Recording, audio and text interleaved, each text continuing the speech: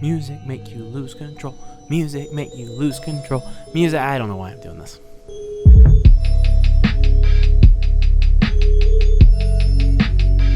Now, I've kind of advertised this as like my 5 favorite movies, and for those of you who expect a top 5, it kind of is, but it's not going to be in a particular order. This is just 5 albums that I've really been loving this year, and I really kind of wanted to talk about. I enjoy talking about music on the channel. I consume a lot of music in my free time, and so I kind of just wanted to throw out there some album recommendations of stuff I think people should be listening to because I think it's great.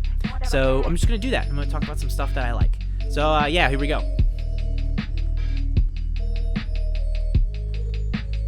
I'm going to do this one first because I'm wearing the Justice t-shirt, but Justice's Hyperdrama came out this year, an album that I was very, very impressed by.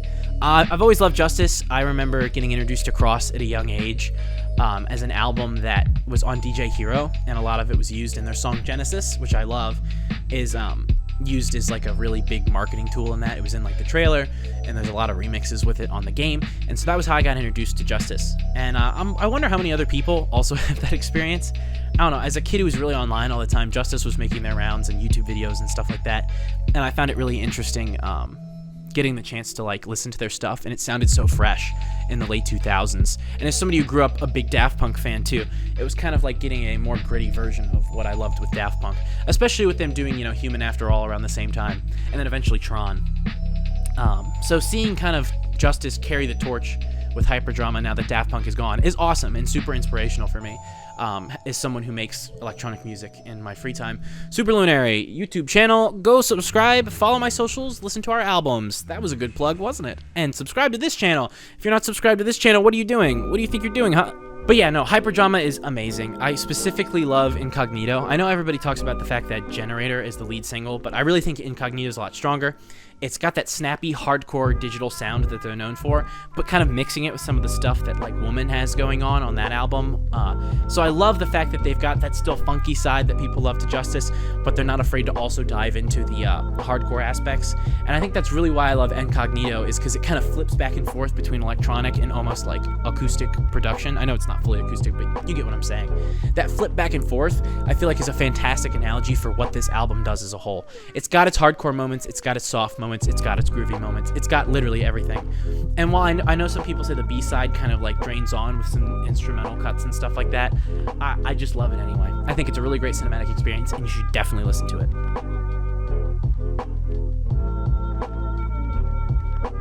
If we're continuing down the dance music route, we'll go next with Brat by Charli XCX. Now, I'm not a big Charli XCX fan. I enjoyed some of her last albums and thought they were fun, but as somebody who loves club music and dance music, I listen to it all the time in my free time, at the gym, etc. Brat is like amazing. I think the aesthetics she's going for on this album, it just feels like the album she was always intending to make. It feels like she was always walking her way towards making Brat, with production from the late COFY and all these other amazing people that she'd been working with. It's so cool. And I know Sophie's not on this album in particular. I'm more just talking in general, the sounds she experimented with and walked through. It was really cool to see Charli now kind of, almost in my opinion, reach like a pinnacle moment in her career, where it's like, hey, everything you've done at this point has led to you making this album, and it's an album where you're having fun, loving yourself, and just being out there and talking about how much you want to dance, be yourself, and have a great time. It's self-aggrandizing, and it's beautiful in that way as well, and it's a hell of a good time. So I definitely recommend you listen to Brat. It's just fun. Particularly, I like the song Club Classics, and I also love 360 and 365. I love how they can kind of perfectly merge together too if you listen to them back to back. That's pretty interesting. And obviously there's lots of other cuts like Everything Is Romantic that are a little slower but really melodic and heartfelt in a way. So definitely love those. Definitely recommend checking out Brat.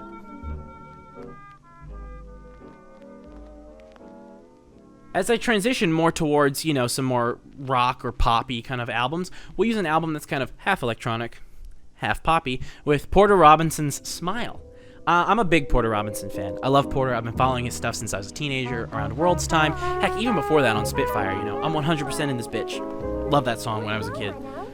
I don't love it as much now, but that's okay. Maybe it's just because I've grown out of the craziness of it, but still, I go back to Spitfire with nostalgia at times. But Porter is going down a much different route this time. I guess you could say the roots of it were planted on Nurture, and that, you know, that it's kind of folk and nature aesthetics that led him to do more vocal work than he had on Worlds and definitely on Spitfire. was really beautiful, and I love Nurture. It's probably in my top 5 albums of all time, so I'm not going to get into Nurture right now. But Smile is sort of the next step in the evolution if he goes the singer-songwriter route, and that is exactly what he did. He's gone and made this really snappy, fun, internet-inspired pop album that I just absolutely love, where he took the internet aesthetics and online vibes that he was known for on Worlds and applied it to this meditative experience he'd had being in nature and trying to come up with ways to be creative after being gone for so long. He made Nurture, and I think that's a beautiful record. And I think Worlds captures this feeling that I relate to as kind of an online nerdy guy, and seeing him now take it and move it in a poppy direction, dancey, fun, energetic, but also melancholy.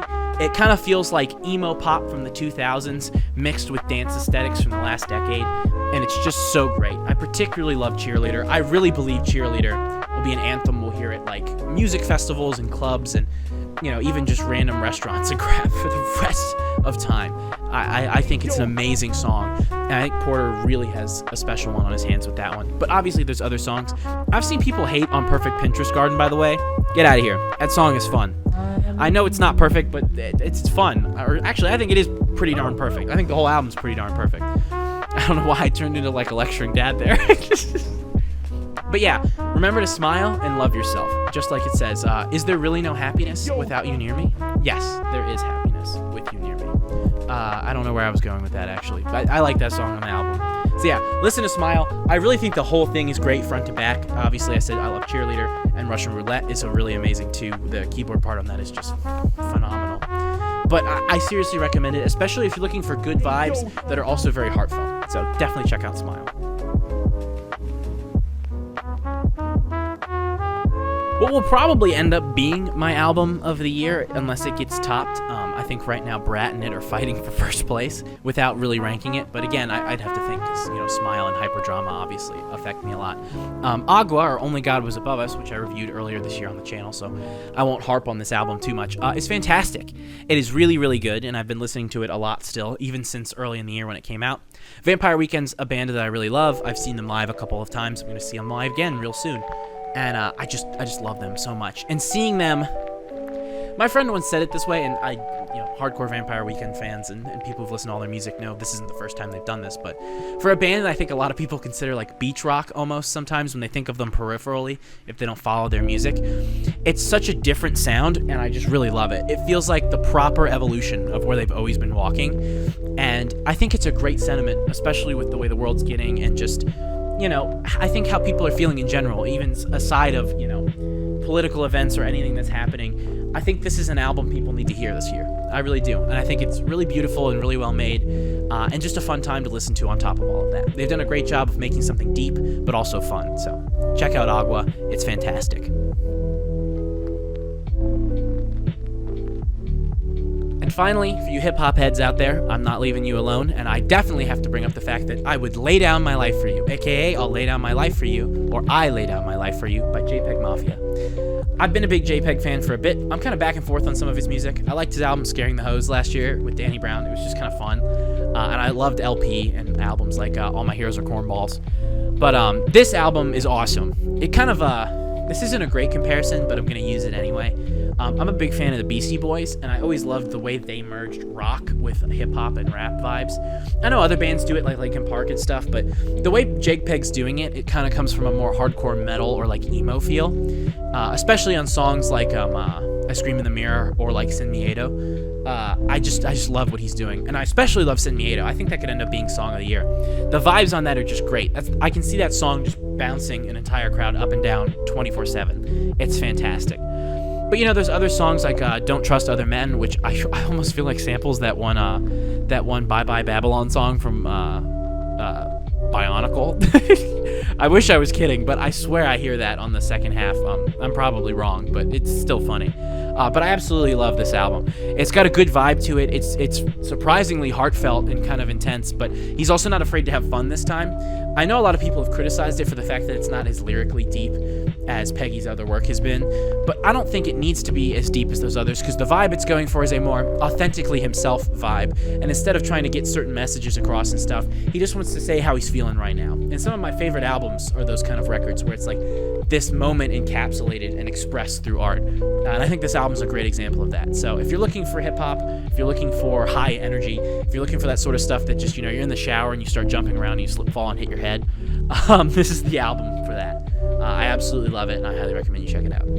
Well, those are the albums that I think you should be checking out, 5 of them. I'll hope to have a top 10 list at the end of the year, my favorite records.